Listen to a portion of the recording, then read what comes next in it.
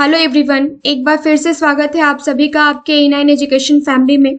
और आज हम एक बहुत ही इम्पोर्टेंट वैकेंसी लेकर आपके सामने हाजिर हुए हैं और ये बिहार BSP HCL की वैकेंसी है, 2024 में निकली है एंड 2610 पोस्ट के लिए वैकेंसी है। काफ़ी अच्छी सीट है एंड काफ़ी अच्छी वैकेंसी है। इसके बारे में फुल डिटेल्स आज हम इस वीडियो में डिस्कस करेंगे। आज हम इसमें देखेंगे एजुकेशन क्वालिफिकेशन क्या चाहिए, आपके फॉर्म भरने से लेके आपके जो फी पे करने तक की जो इम्पोर्टेंट डेट है एंड रजिस्ट्रेशन की डेट है, एज लिमिट क्या होने वाली है, एप्लीकेशन फी क्या होने वाला है, आपका पे स्केल क्या होने वाला है, कौन कौन से पोस्ट हैं और किस कैटेगरी के लिए कितने सीट्स दिए जा रहे हैं, रिजर्वेशन का क्या फंड है, ये सारी चीज़ें आज इस वीडियो में हम डिस्कस करेंगे। बने रहिए आगे इस वीडियो के साथ और वन बाय वन सारे के सारे वैकेंसीज के डिटेल्स हम देख लेते हैं। टोटल नंबर ऑफ वैकेंसी जो है बिहार BSP HCL का जो 2610 पोस्ट है, इसका एप्लीकेशन जो है वो 1 अप्रैल से स्टार्ट हो चुका है एंड लास्ट डेट जो है आपका लास्ट अप्रैल 30 अप्रैल तक ही इसका लास्ट डेट है। तो आप जितनी जल्द हो सके फॉर्म भर लीजिएगा, क्योंकि लास्ट टाइम में आपको कुछ ना कुछ वेबसाइट्स के इशू रहते हैं, कुछ वेबसाइट स्लो हो जाते हैं, तो बहुत सारे स्टूडेंट्स लास्ट टर्म में लास्ट साइड में फॉर्म नहीं फिलअप कर पाते हैं। इसका को एग्ज़ाम फी जो पे करना है वो उसके लिए लास्ट डेट भी 30 तारीख का ही है और एग्ज़ाम डेट जो है वो संभावित है मई या जून में किसी भी डेट को आपको लिया जा सकता है। ये फॉर्म फिलअप करने के 1 मंथ के बाद आपको इसका जो एग्ज़ाम डेट है वो आपको सामने लेके आया जाएगा। एप्लीकेशन फ़ी हमें क्या भरना है, जनरल कैटेगरी के लिए एंड बैकवर्ड क्लास के लिए, एक्स्ट्रा बैकवर्ड क्लास के लिए 1500 फ़ी है। काफ़ी ज़्यादा फ़ी है बट पोस्ट भी उसी हिसाब से है फ्रेंड्स।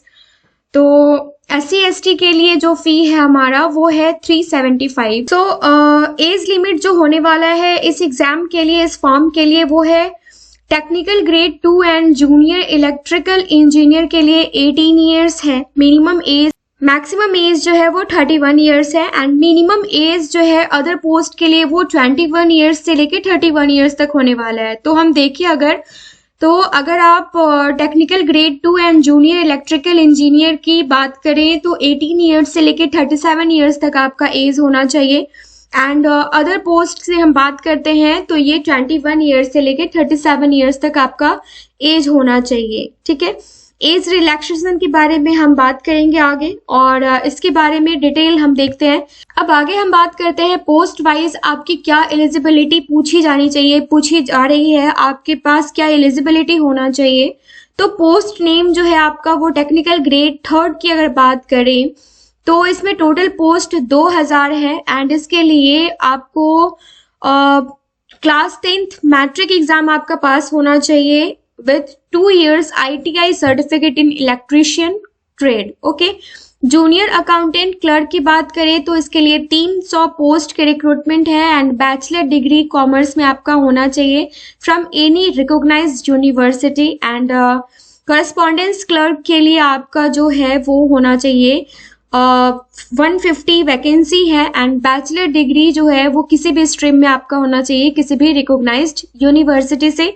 स्टोर असिस्टेंट के लिए भी सेम क्वालिफिकेशन है, सेम एलिजिबिलिटी क्राइटेरिया है और नंबर ऑफ पोस्ट जो है ये है total 80। Junior electrical engineer JEE के लिए क्या है तो ये 40 पोस्ट है एंड डिप्लोमा होना चाहिए electrical engineering from any recognised institute in India. और असिस्टेंट एग्जीक्यूटिव इंजीनियर के लिए अगर बात की जाए तो नंबर ऑफ पोस्ट 40 है, जिसके लिए BE BTech degree in engineering electrical engineering चाहिए इनको एंड जिसमें आपको ये फुलफिल करना है कि अगर आप UR कैटेगरी से हैं तो आपका 60% मार्क्स होना चाहिए and backward and extra backward category के लिए 55% मार्क्स होना चाहिए। SC ST के लिए 50% मार्क्स इनफ है। वैकेंसी डिटेल्स की हमने बात कर ली है। टेक्निकल ग्रेड 3 के लिए UR के लिए 500 पोस्ट है, EWS के लिए 200, SC के लिए 400, ST के लिए 40 एंड एक्स्ट्रा बैकवर्ड कैटेगरी के लिए है 500 पोस्ट एंड बैकवर्ड कैटेगरी के लिए है 360 पोस्ट। तो टोटल 2000 पोस्ट की हमने इसमें बात कर ली। जूनियर अकाउंटेंट क्लर्क जो टोटल नंबर ऑफ सीट्स जो है ये 300 है, जिसमें बैकवर्ड क्लास के लिए 55 सीट्स है, एक्स्ट्रा बैकवर्ड क्लास के लिए जो है ये 80 सीट्स हैं एसटी के लिए 7 सीट्स हैं एंड एससी के लिए 62 सीट्स हैं, ईडब्ल्यूएस के लिए 30 सीट्स एंड यूआर के लिए है आपके पास 70 सीट्स। करस्पॉन्डेंस क्लर्क में यूआर के लिए 38 पोस्ट है, ईडब्ल्यूएस के लिए 15, एससी के लिए 30, एसटी के लिए 3 एंड ईडब्ल्यूएस के लिए ईबीएस के लिए 37, बीसी के लिए 27 एंड टोटल पोस्ट है 150।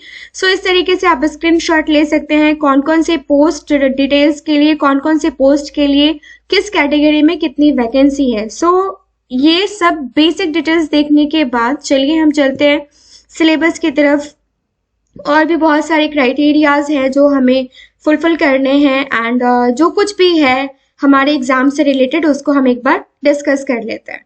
सो ये है आपका वैकेंसी पेज जो हमारे सामने खुल के आया है। ये सारी चीजें हमने कैटेगरी वाइज जो भी चीजें हैं इसके लिए हमने बात कर ली है।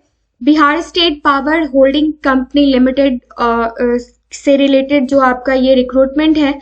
अब यहाँ पे जो है आपको रिमनरेशन की अगर बात की जाए तो कंसोलिडेटेड पे ड्यूरिंग 1 ईयर प्रोविजन पीरियड में आपको 25,900 से लेकर 48,900 तक है। काफी हैंडसम सैलरी है, काफी हैंडसम पैकेज है एंड जो मंथली पे है ये 25,900 है। So after completion of 1 year ये आपको पे स्केल जो है आपका ये 7th पीआरसी के अकॉर्डिंग हो जाएगा एंड प्लस अलाउंसेस आपको दिए जाएंगे। तो हमने एज क्राइटेरिया की बात कर ही ली है और हम आगे देखने वाले हैं जो हमारी रिजर्वेशन है वो रिजर्वेशन किस हिसाब से होने वाली है। तो ये सारी की सारी चीजें आप जब ये फॉर्म पढ़ेंगे, फॉर्म भरेंगे तो उससे पहले जरूर देख लीजिएगा जो भी दिव्यांग जन के लिए एंड ईडब्ल्यूएस के लिए जो भी है।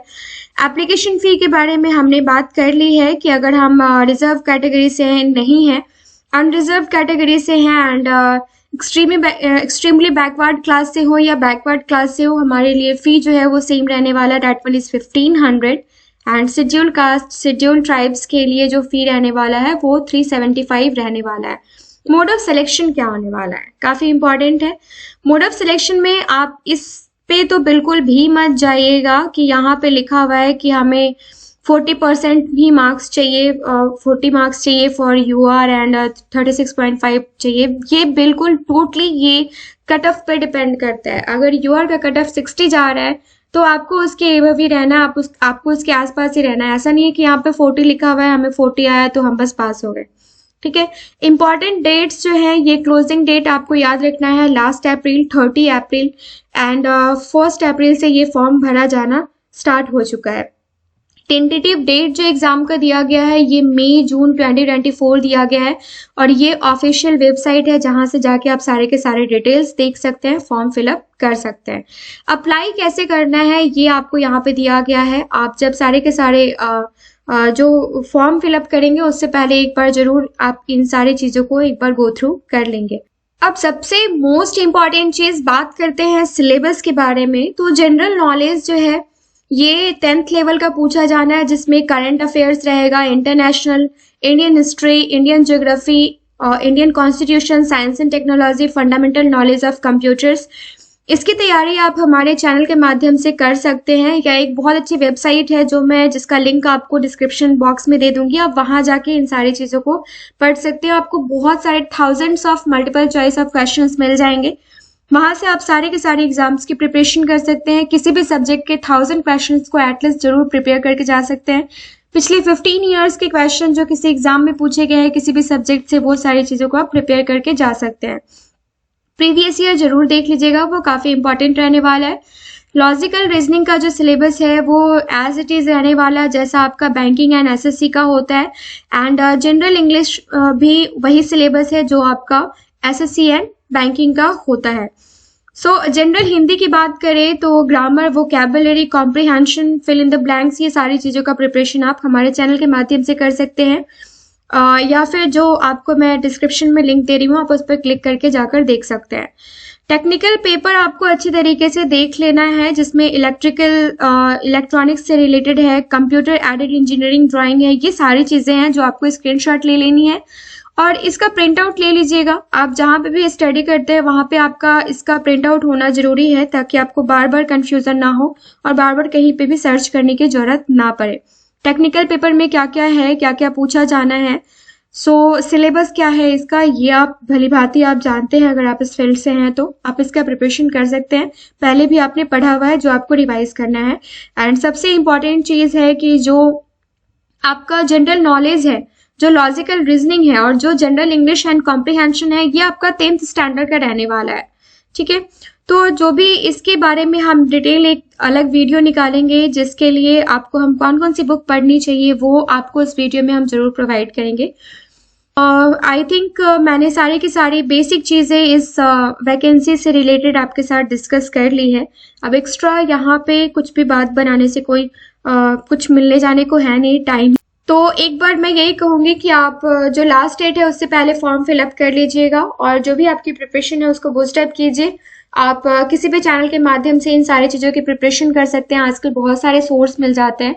मिलते हैं नेक्स्ट वीडियो में। बने रहिए A9 एजुकेशन फैमिली के साथ। Thank you so much.